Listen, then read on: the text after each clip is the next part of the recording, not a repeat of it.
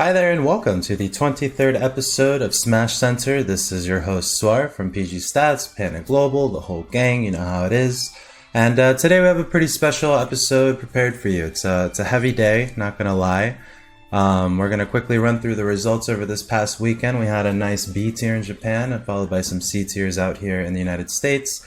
And then we're gonna bring in Coney to talk about mental health today and what it means, honestly, in the landscape of social media, gaming, streaming, the whole nine yards. So if it's your first time watching on YouTube, really appreciate it that you're coming into the show and watching after the fact. But if you're in Twitch, hit us up with whatever it is that you want to say. We'll be reading comments throughout the show and hopefully feature some in the Q&A at the end. But again, very special show. Hope you really enjoy it. I hope someone hears it, feels it, needs it. But let's just get into what happened over this past weekend, because we had a couple jokers, figuratively speaking, tearing it up in the outside. So without further ado, let's jump into the 23rd episode of Smashcenter. Welcome, and let's enjoy. So first tournament we had is Sumabato SP5. This tournament comes to us from Osaka, Japan, and we had Shutone take the entire thing with Olimar, still tearing it up, still causing a slew of results that many people have now pretty much seen and respected him as a top 15, top 10 player, many would argue. We had T, the very infamous Link, who made the charts with his entrance and pretty much debut in the Smash 4 Civil War tournament with Link, still playing Link in this game, a little bit of young Link. In third place we had Zachary. And in fourth place, we had Masha, a Wolf player. Zachary juggling a couple characters again, but for the most part being known for his trademark Wolf, and he is starting to show some other characters like we've seen in the past, Pokemon Trainer, even some Rob. This tournament was a B tier, so of course for the rankings it's going to matter quite a bit. Many people are going to look for the rankings to sort of gauge how the next season should go in terms of tournament performance, attendance, and even signings. So it's going to be very exciting to see who ends up on top. There's going to be many players from Japan, I'm going to say right now, that have flown under some people's radar, but they're definitely going to show up in the top 50 worldwide. Followed by Sumabato SP5, we had Smashadelphia 2019 happening in Pennsylvania. This tournament was very, very intense for many players, but it also featured a win for a Peach player from New England named Ling Ling. I personally know Ling Ling. He's an amazing guy, amazing Teach player, many people would agree. And he took the entire event over names such as the Great Gonzalez from Tri-State, DM from New England, a Pikachu player, Sauce, Palka, Dill, Juice, and even Blazing Pasta, some Tri-State mixed in with New England, and pretty much a little bit, if probably not too many Mid-Atlantic players. But we did have 6WX show up as well. Ling Ling took the entire thing, only dropping one set to DM, the Pikachu player from New England. But yeah, Great Gonzalez got double eliminated by Ling Ling and Grands, and so that pretty much sums up that C-tier event in Pennsylvania. Congrats to Ling Ling. Pretty much gonna say right now that he's pretty happy probably seizing that C-tier win so late in the season. But for players still looking to make an impression, we're gonna get to the end of this recap talking about it, but we still have a couple tournaments still crowning the end of the season. The other tournament that we want to talk about happened in Arizona, and this is going to be Ascension 6. Ascension 6 featured many players that we're familiar with and many players that we're excited to see do well so far during the season and now towards the end. We had the entire thing taken by Pandarian, followed by Best Nest, Cyro, Base Mage in 4th, Coco in 5th, tying with Junior Z, and Duwang and Widget in 7th place.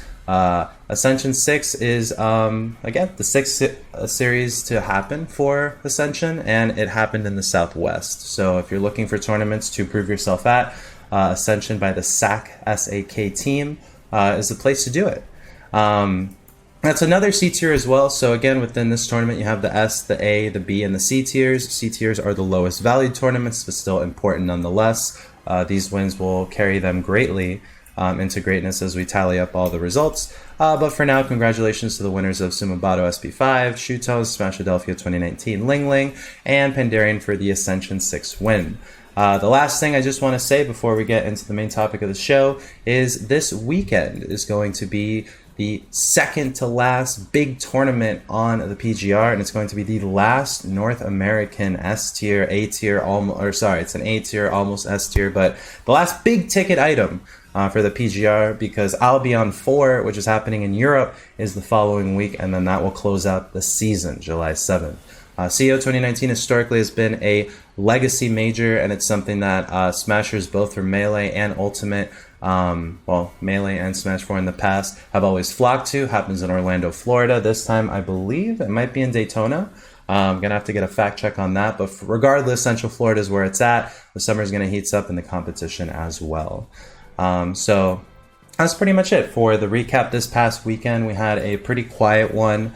One that, featured great competition, but also some upsets that people weren't expecting. I think that as people are gearing up for CEO, things have been a little quiet, as well as just people just grinding it out and thinking what they could do next with the potential character surprise.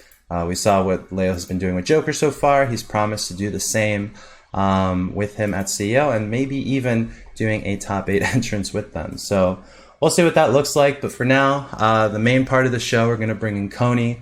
We're going to talk about mental illness, given the recent news that came out of New York surrounding the very popular streamer Etika.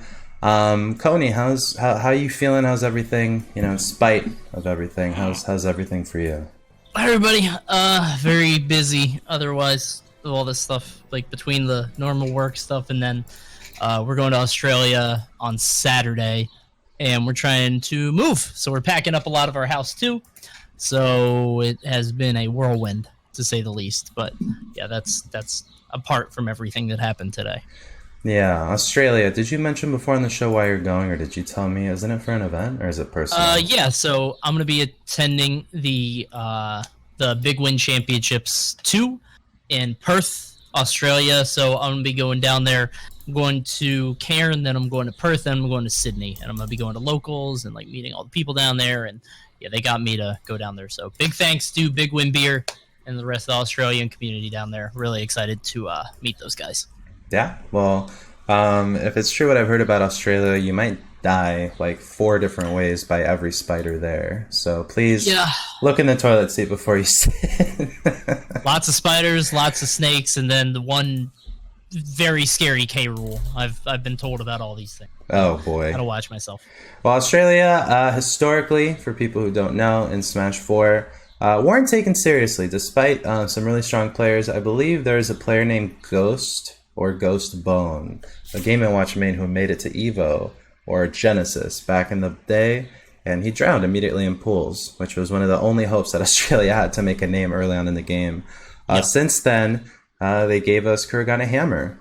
And who else is notable from Australia? There's a Wave Guider. He's a Wii Fit player. Okay, pop off Wii Fit. He's nice. Awesome. So you've got Wave Guider. I mean, you've got some content creators like Little Z. They've got a bunch of people down there that haven't really made it over here, so we don't know, sort of how good they are, but a lot of talent down there. Yeah. So Australia should be fun. Personally, I'll be in Europe during the time of Albion, but not at Albion. Just going to be taking vacation. So we'll see what we do about the Smashcenter episode we got next week, supposedly. We'll figure it out. But for what it's worth right now, pretty sudden and tragic news for people who haven't heard. I mean, I'm not going to show anything just to keep everything mellow. But yeah, Etika, his passing was announced, and following everything that had happened for weeks/months now, it prompts a very big divide in the community, and especially just in the Smash community, given that he was such a pillar of both Nintendo and Smash gaming. And that's the whole mental health bit. And as it kind of runs in this country, anytime a tragedy starts surrounding something like this, especially school shootings and tragedies surrounding people who are kind of driven to pretty dark places, we talk about it, we tweet about it, then rinse, wash, repeat. We kind of wanted to take a focus though and look at it from the lens of both people who have been beside it, known people directly affected by it, been behind it, on the receiving end of it, and also just personally struggled with it before. We wanted to do it through the lenses of streaming, of content creation, and even just social media, offering our perspectives and pretty much the whole package when it comes to mental health and gaming. Because I don't know about you, Coney, but it's a pretty young topic and a pretty not well-received topic still, not only in society, but or Western society, but in gaming. I mean, what are your thoughts surrounding it? I just think there has been such little research and really any kind of there's so little in terms of like empirical sort of studies on what this does to us. I mean, it sounds so Black Mirror and so cliche, we can just give out all these platitudes, but like the human mind is not meant to understand the scope of the world this large. It's not meant to interact with thousands of people on a daily basis from all over the planet with so many different... I mean, I can't even imagine what that must have been like. And I mean, there's still so much that we don't know about our own brains. It's terrifying. I mean, in the past like month or however long it's been, and actually the Etika thing has been going on for even longer than that. He checked himself in multiple times. Multiple times he got himself checked out, and they just let him go. And they're like, all right, you're probably fine. They don't know. And as somebody who has seen mental illness, like personally, and in my family, specifically bipolar, it's like the way that the system is set up is so poorly equipped to deal with this stuff, because usually it sort of relies on them either harming themselves or others, and by then it's probably too late. Yeah. I mean, the facilities, the accessibility, I mean, speaking from like even just the perspective of like being able to do that money-wise, it's not nearly as good as it could be. Shifting focus more towards like the streamer side. So, you know, both of us are public figures. You're obviously more on the extroverted side, since like I'm more a little bit behind the scenes. How do you think, as like a streamer personally, and you know, as a commentator, how do you feel your mental health has been impacted by that whole gig? You know, whether it's like at home trying to play, I don't know, what's a game you play? Banjo, or being at Evo pools, round 4, round 3, round 2. What's it been like being on the center of attention sometimes? I mean, for me personally, it's never been as bad, I think, as it could be, but it's because I always kind of strive to never make Smash or this whole internet thing my entire life. And I think, without getting too much into armchair psychology or anything like that, I think that losing yourself to who you are in that public sphere is a very quick route to, if not self-destruction, then definitely just sort of a warping of your own self-perception.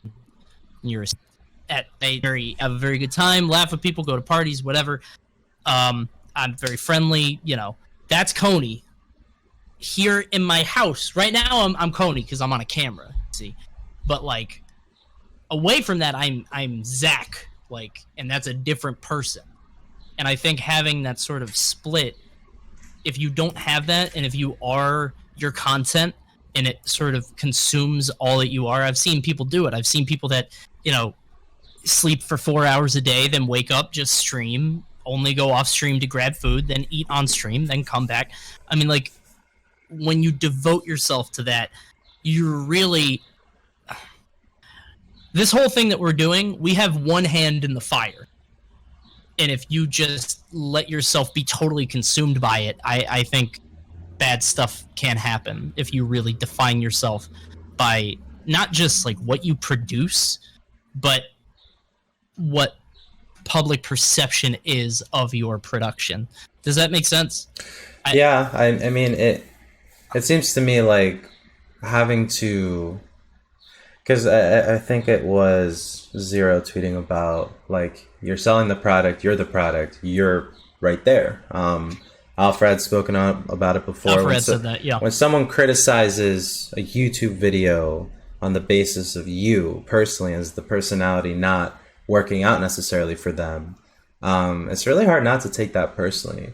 And when it's Particularly like, if it's like if that's all that you're doing, like if you're trying to make your dream come true, so you're giving your all into whatever this content is, and you have no backup plan, and that's what you want to do, and you know that's who you want to be.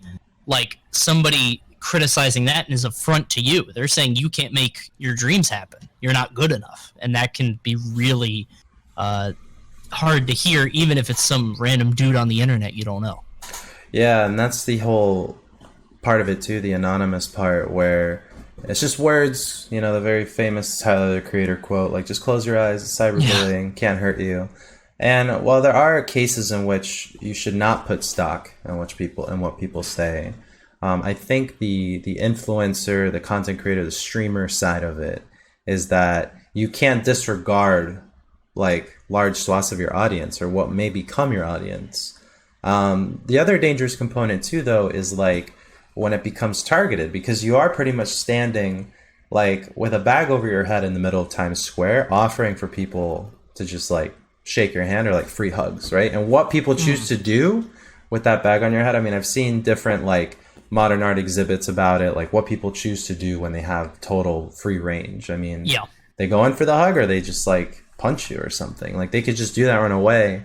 And that vulnerability and being a personality sometimes totally just eats at you. So like, has there been times for you at least, since now you stream really regularly, where that's been in question, like where now the like the virtual and everything got too real for a moment, whether it affected you or affected someone you know because it was through you? I mean, I've got to be totally honest. No, I've been very lucky and very blessed to have. I've been streaming. I've been a Twitch partner for 4 or 5 years, and my community is insane. Like, it's incredible, and I don't know how I got so lucky or blessed with it, but I generally don't get that. I don't get messages of hate. I don't get really people asking for more of me. I don't get that expectation of other people, like, you should do this. I don't get, like, if I put out a stream of a game, people aren't like, okay, this is fine, but I wish you would do this. People think they're being helpful, but really they're telling you to dance the way they want. Yeah. And I don't want to make it sound like it's all me, because it's not, but I've tried to, like, what's the word? I've tried to sort of cultivate that, in that, like, you know, I've tried to have a very small group that I like and they like me, and that's what I care about. But I think when your scope is the entire internet, when you want to make everybody happy, when you want to sort of become that figurehead, it gets way dicier, because you don't know who you're inviting in to your sort of sphere. I mean, there was one instance, the only instance I can think of is one time during one of my streams, I was having, like, I was joking about something. I think I was talking about how in a show once I made out with a 60-year-old woman in a stage play. And I was like, yeah, if you search my name and look at it, I'm up there. And sure enough, there's me making out with a 60-year-old woman. She was a hot 60-year-old woman, but we made out during a show where we basically got down in front of her. I literally cucked the guy. We got down in front of her hut. All part of the show, obviously. But then, so we do that, but then somebody starts, like, you know, tries to go to the next level. And instead of searching my name, they start searching my wife's name. And and the thing is, the guy that did that was a member of my community. He was a cool guy. Everybody liked him. He was really funny. But he went over the line, and I, like, stopped the stream, and I was like, all right, can't do that. Like, I don't care what you do about me. I can take it. I'm very thick-skinned. My wife asked for none of this, so please don't do that.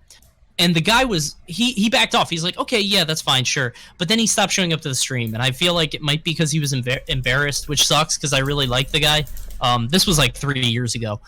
But honestly, that's the only real experience I've had like that personally on my stream. I can tell you, I get a lot of messages of love and support almost on a daily basis from people, especially now after what happened today. I get so many messages that are like, hey, I'm a big fan, love your content, whatever.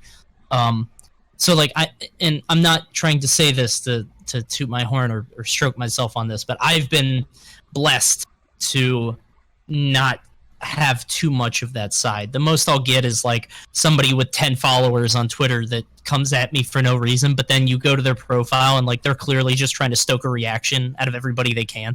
So like, okay, your dad didn't hug you. That's fine. I'll give you attention for a second, and then I'm gonna go somewhere else, like your dad did. Yeah, but in layman's terms, an egg, if you remember. Yeah, people exactly. Used to be eggs. Those guys are just it's a cry for attention, which is, you know, everybody needs something.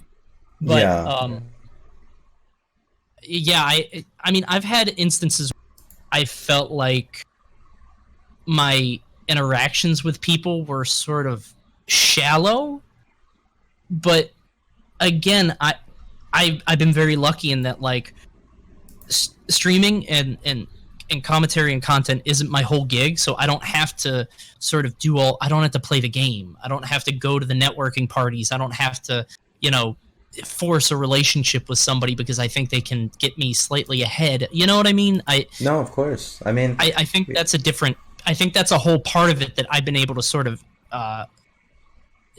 extract myself out of that because I don't have that reliance. But in the age of the digital influencer where everything can be monetized and you yourself are the brand, I think it's a dangerous road, dude. No, it is. And content creators is what we want to shift our focus to next, because yeah, there's like streamers and like what it means to be live and like getting up to work and getting up to put yourself out there, but also people who like make content, you know, on the team, like Esam, Alfarad, yourself, like making that content, having it be criticized, is another aspect too that like starts to wear down. And I think for what you were talking about before with, you know, now it gets kind of creepy where like they find you, but then they find like people in your family. It also extends to the fact that like, you know, you have to put yourself out there or else you're not going to get ahead. Right. Luckily for you, and even in my case too, like this isn't the be all end all. Like I'm a teacher, you do what you do.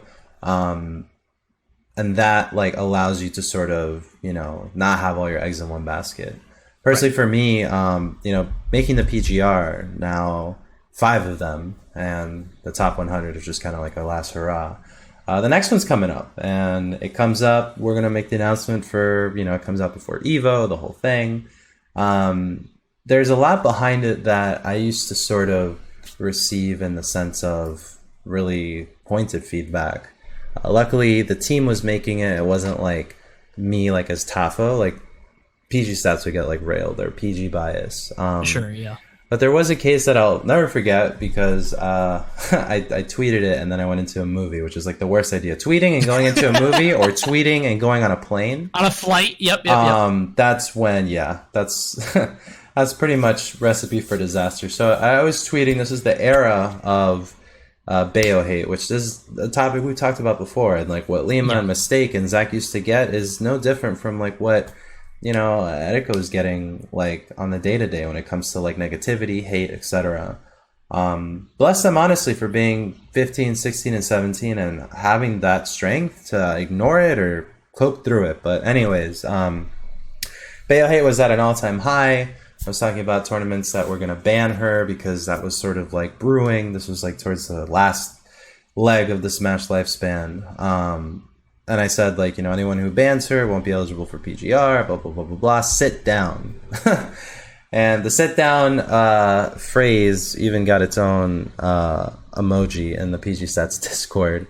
Mm-hmm. But what happened after that was a bunch of quote retweets of people being all like, oh my gosh, yeah, Suar, like, you slay me, whatever. But then a bunch of other people being like, wow, like, you make an Excel sheet and you think you're some, like, hot shit now? Like, damn. And it's like, okay, that's a lot. Then it goes to Reddit, and then what Reddit has to say, and then it goes to, like, all this stuff. And I had to, like, go in and be like, hey, everybody, yeah, I spoke out of turn, honestly. And as someone who's, like, supposed to be to a higher standard, that's my L to hold. But, like, that night, the onslaught, like, is Yeah. kind of strange.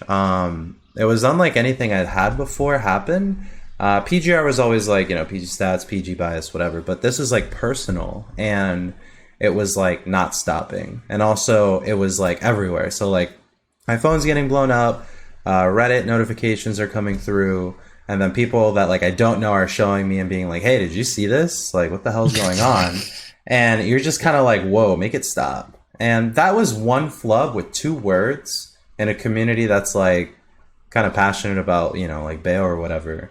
Reactionary. That, yeah, I can't imagine what it would be like on the daily when my like clicks and button presses depend on my financial well-being. Yes. And what I say or don't say can then create these different sects, or these different like just people who hate me, or people who love me, or people who want to see me dead, or people who like want to see me thrive. I mean, that to me is like is something we're not going to see for a long time. And I know that right now with social media, which is like our last part here, because we're going to keep this tight before the PG key. There are cases, mental cases, and behaviors that we don't have yet documented, like your point earlier about the research bit, that we won't for a while. Like, I know FOMO is kind of a meme, like fear of missing out. But like that's a learned behavior. That's like, I gotta check my phone because people are doing stuff without me. Like, that's not what I grew up with, you know? That's what I learned later when phones were introduced to me, and smartphones.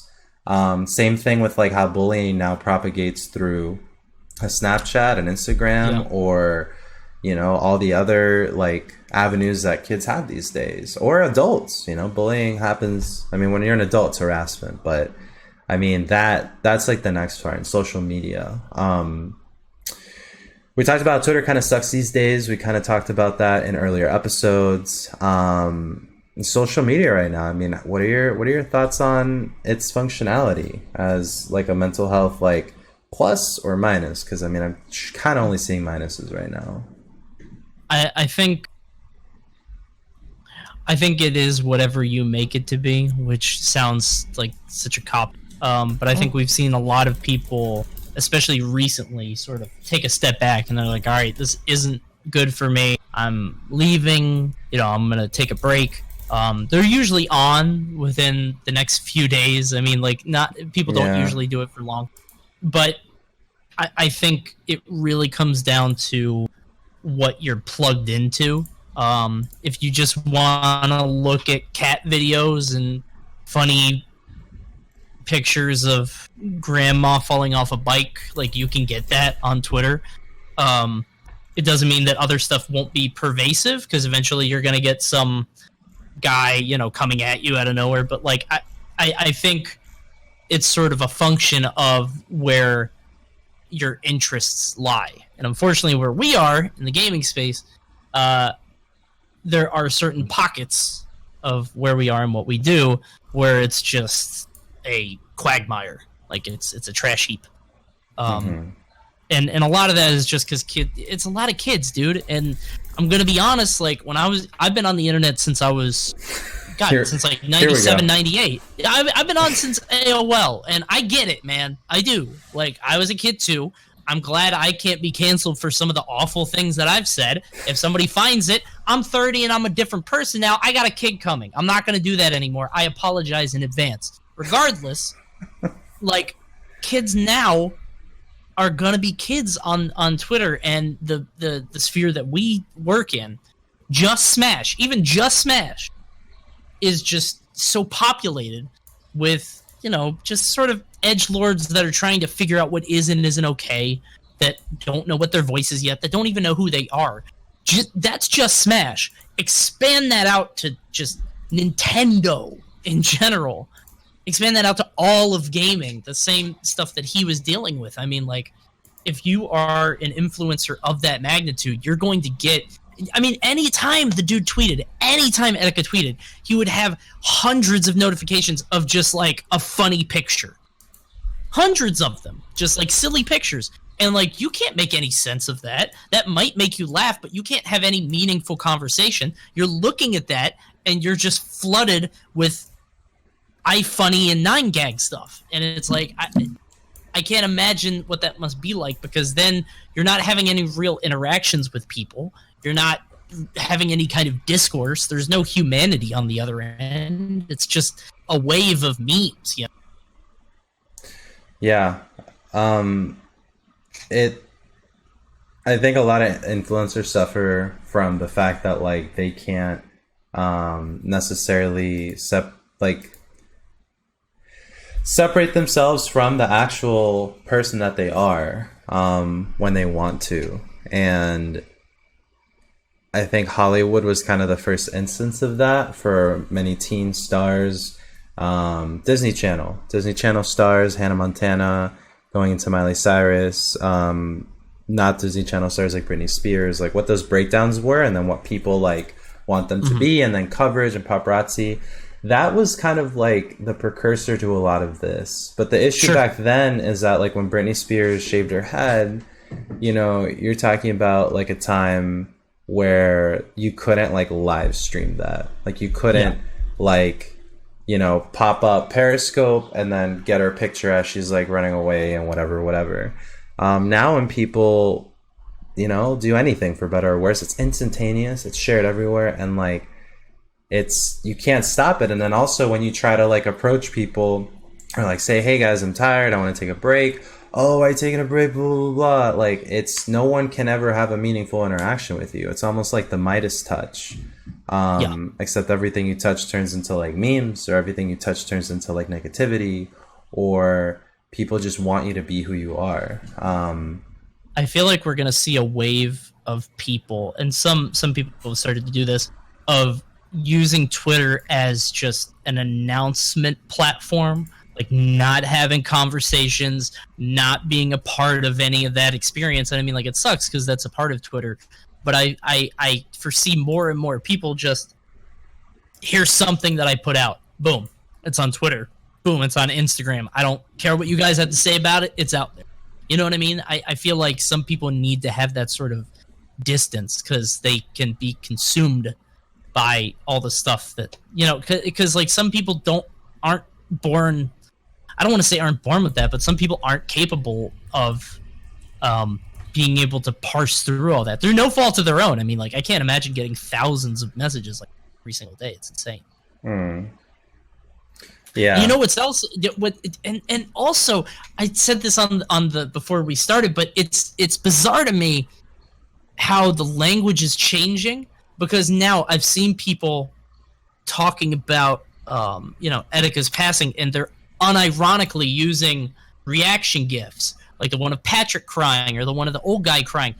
And it's weird to me because like those are usually in my mind used with, you know, some ironic dissociation attached to it, but these are real kids genuinely mourning their you know, a creator that they loved, using that. So like you have to understand the intent behind it too, and just like and Twitter just decontextualizes everything. It just gives you the letters and it gives you a picture. I don't know, it's too much to parse through, I think, for most people. Yeah, I mean, that's kind of the way they have to express themselves. I mean, it's the only tool they have in some cases. And I mean, not even being corny, but that's kind of like the beauty of like those memes and stuff. But when it comes to this wave that we're seeing, I think with Twitter, you might be onto something. I think that it's just, I mean, on one hand, you have like politicians now getting into it in a very unique way. Like Representative Alexandria Ocasio-Cortez, who's like popping off on every tweet when it comes to like, you know, what she's doing in Washington, and even this district attorney, Tiffany Caban, who's also using the platform. Like millennials now using the platform, being like, look at this thing, this is bad. And then like the old Ted Cruz's of before have like no way to like really engage with that because they just they don't read well. But for people now, like in gaming and stuff, and even in more private circles, like getting taken out of context or this or that, like Twitter's a very unique vehicle because many people that I talk to that aren't in Smash don't see the use of Twitter. They are more Instagram. They are also more Snapchatty. No one uses Facebook. That's a given. But it's kind of like I always explain, in order to get into Twitter, you have to be a part of a community. And if you just go on Twitter and try to like hashtag to become a brand like from nothing, like you're not that unique, I promise. Yeah. But if you're like part of the D&D community, then that's how you can amass some Twitter like, you know, connections, and maybe like you host a thing, so then you become like a big organizer. Or like in Smash, like again in Smash you can go from local player to then helping out the local scene, to then maybe becoming a local TO, and then blah blah blah Yeah. blah blah. But by and large, like the bigger you get, the more that you kind of have to look out for. And while some people like, I mean, shouting out Afro Smash, he just always makes me laugh on Twitter. Sam is being from Europe. Some people can use it very effectively. They have white audiences. They can always make them laugh. But then, you know, even like hilariously enough, meme accounts, like when the meme account starts to have feelings too, it's kind of like, whoa, but also someone is running that. And you start to like sort of see like what the scale of being responsible for an audience starts to be. And I think this whole tragedy amounts in the fact that like when you finally need something, like the people that are always listening to you, always waiting for you to tell the next joke, you're not telling jokes, it does not compute. Like, come on, dude, like, you know you want to be funny right now. Why don't you be funny? Like, come on. And yeah, it kind of breaks my heart, the whole thing. And I think that as a community, like this in particular, I mean, you're seeing scores of tweets about it. And the RIP and the suicide hotline preventions are almost just like, they're not tone deaf, they're not misplaced. I mean, I think the visibility is great. But it's now like, whoa, it's like us. It's like, Yeah. you know, and the other chilling thing that even like the whole hysteria about like finding out like what was true, what was not, is living here in New York actually, and seeing like the subreddits talk about it.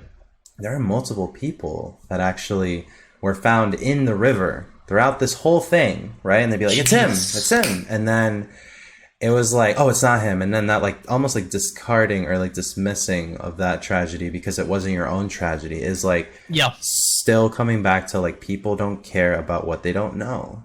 And like for someone's personal suffering, many people don't know until like it's too late. But also checking in with your buds, checking in with who you can is paramount, because like in many cases these people, especially someone in like such limelight, right? Like you would assume he had everything. Like most people in those positions like presumably do, but like that doesn't make for being content with yourself or being in a healthy circle or being loved, you know, in many cases. So we'll see how this social media engine turns on in our generation. Like there are things happening right now that like I think this is like a point that like this is like a turning point in my opinion. And I'm not even trying to be like a certain way about it, but I think it is gonna change things for a while. For everybody, for streamers who want to stream, for people in this community, for people in the Nintendo community. I mean, like, geez, how the hell are we gonna have the next Direct? You know, like. I'm hoping it does. I don't know, just because the internet has such a short memory, but this has such a larger scope. It's not just within our community, not just within the Smash community, but like I'm hoping that this will spark a discussion, sort of, in a grander sense. But again, I mean, internet is so. We've seen stuff happen, I guess, and I'm wary, I guess, to say the least. But I'm hoping that everybody can learn something from this. I mean, like, it seems like a lot of people were affected, even people that would, you know, when he was on that big spree of just like tweeting just nonsense, word salad stuff, and people would just tweet back like, LOL, you're a clown for this one, you know, just like exacerbating it. They're posting remorse, and it's easy to jump on those guys and quote retweet and like, this is the problem. Yeah, I guess we should sort of expose that, but at the same time, you just have to hope those people sort of come to the realization that like it's real life, dude. Like it's real stuff with real people, and that content creator that and it's such a, I don't know, it's one of those things that everybody says. I know it's a platitude at this point, but like your favorite influencer, content creator, whatever, is a real person. Like, that's not just a Twitter account. That's not just a YouTuber. Like, that's a real whole individual. And I think people lose sight of that, man. We can't state that enough. People forget that those are actual people, not like a celebrity playing a part, you know? Yeah, and I mean, even celebrities themselves who really went down this road before anybody. And you can sort of see how when, celebrity culture really started, like the LA Hollywood Hills bit, yeah, I mean, what people would be predisposed to, whether it's like drugs, alcohol, whatever coping mechanism, it makes sense. And even though that happened in such an old, like weirder time, it's still, like it's still relevant, and people today don't see that, like, yes, like being in this zone, in this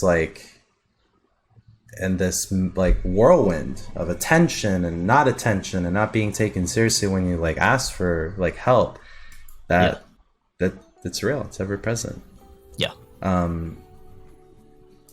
So I don't know what else you'd want to add. I mean, I think that like people being conscious of streamers and content creators and like what they're like on social media, like, is important, because as we now go into like 2020 and beyond, and like things get bigger or things get smaller for certain communities, like we're kind of all in the same boat, and I mean, check in with your boy, check in with your girl, check in with your parents, whoever, like it's that important, and I think this will make a lot of people think twice next time when it comes to these sort of topics and like people are actually talking about it. I mean, I'll say right now, there are like a few, like I think the whole I'm going to take a break from social media because like it's been affecting me in this way, like that's real. Like I've never had to like personally have to like take a break from an app, like take a break, like Candy Crush is ruining my life type of break. Like I've never had to do that. So just know that things have gotten so real for certain people that they have to like step off from Twitter for like a day or two, or they have to like just leave, like that's before it gets worse, and that's them trying their best. So like even then, that's like symptomatic of something crazier that we don't even know.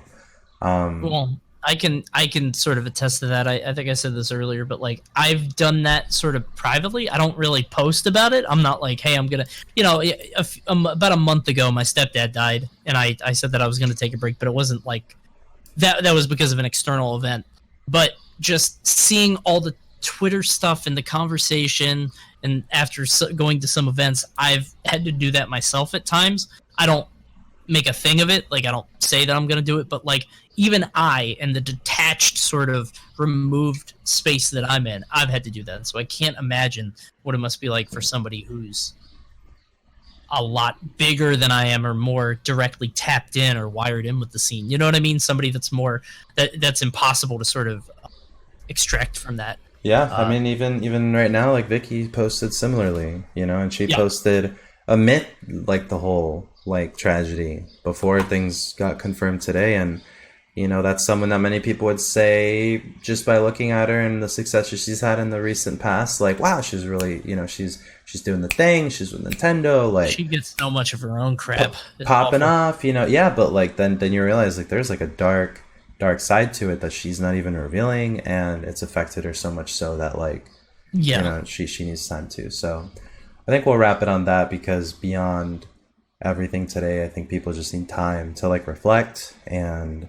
make sure like throughout this sort of like, I don't know what the word is, but this is another thing too, when things like traumatic events happen, people just like kind of like just like lather themselves in it with like repeatedly looking for more things, like watching the video and watching this. And I think media is a lot to blame, because like especially when like the Twin Towers happened in like 2011, like every media site is just like playing it over and over and over and over and over, and it's like the saturation that like you should get away from. Like take a walk outside, call your friend because you should, and like chat it up. Yeah. So any other words, Coney, before we sign off? We're gonna have PG Key coming up after, but for now, anything? I saw one person said on Twitter, reach out to content creators that you may admire. I think a lot of them don't really get a lot of that. Like they'll get lots of like nice positive comments, but they get a lot of crap too. So if you like something that somebody does, let them know. It sounds silly, but that can really change a person's mindset, and it sometimes sounds a little. It sounds a little self-aggrandizing at times because people will say that expecting to get like comments on themselves, but people don't really get it. No, that's true. A lot of content creators don't get that same feeling and don't get those comments as much as you think. So like if you really like what somebody does, let them know, try to give them a little bit of shine. I'm sure they'll appreciate it. Apart from that, just get offline every once in a while, man. Like it's not healthy to stay online this much. Your perception of reality and what is and isn't okay to say to people can get warped. And ultimately remember that if you're not directly, like if you haven't interacted with a person, they don't know you're a real person. You know what I mean? You could be anybody to them, and we've these parasocial relationships where somebody watching a guy's YouTube career thinks they're his friend now, so they can make these jokes and they can call him a clown and they can make fun of his cries for help. You gotta have some level of awareness. This isn't boundaries. Yeah, there are, and that doesn't mean that they wouldn't like you or that they don't like you. You know what I mean? It just means that they don't know you, and if they don't know you, they don't know how to really understand what you're saying to them. So just try to be mindful, man. Like it can affect some people really hard. I've seen it before. Yeah, not sure words have been spoken. Thank you, Coney. Sure. So yeah, have fun, Australia. Don't get bitten, please. And we'll be seeing you probably soon. But we'll cook something up for next week and the week after. We might even take a small break with like the season ending. But yeah, the more important things. We'll see you again soon. All right. Well, thank you, Coney. Take it easy. Goodbye. Take care. As far as the rest of the episode goes, thank you once again for sticking through it. Not an easy one, not a simple one. I mean, I'll tell you right now, being real, many times I wanted to quit making the PGR given the burden that it cost on social media for myself and the team. And there were messages I'd get during the season and off season that really reminded me why I do it and wanted me to try harder and prove like dissenters wrong. And to those people, I think people that would just be like in like my message requests like, hey Suar, like what you do, this and that. And yeah, people need to hear stuff like that. And in cases like today where it's too tragic, I mean, obviously that wasn't what happened, but for anyone that or like a friend, I mean, that's why I try to always end the shows like, tell someone you love them, blah blah blah. It's important. That sort of empathy, that sort of relationship building is what really keeps a lot of people together if you have like somebody in your corner. But you've heard it all, and again, like, thank you for sticking through. Twitch chat, thank you so much for participating, and in YouTube and SoundCloud, wherever you hear this. We hope you enjoyed. I hope you come out with a new perspective. I hope that this kind of like opens your eyes to something new, because it's gonna persist. So yeah, have a good time. PG Key is coming up next. Love everyone that's involved. Have a great summer for anyone who just started summer vacay, and have a good time. So we'll be seeing you soon. We'll make announcements considering now that the end of the season's coming. And yeah, stay tuned to the PG Stats account at the PG Stats and PG Suar on Twitter. If you need anything else, you know where I am. Otherwise, love you all. Tell someone you love them, and see you next time.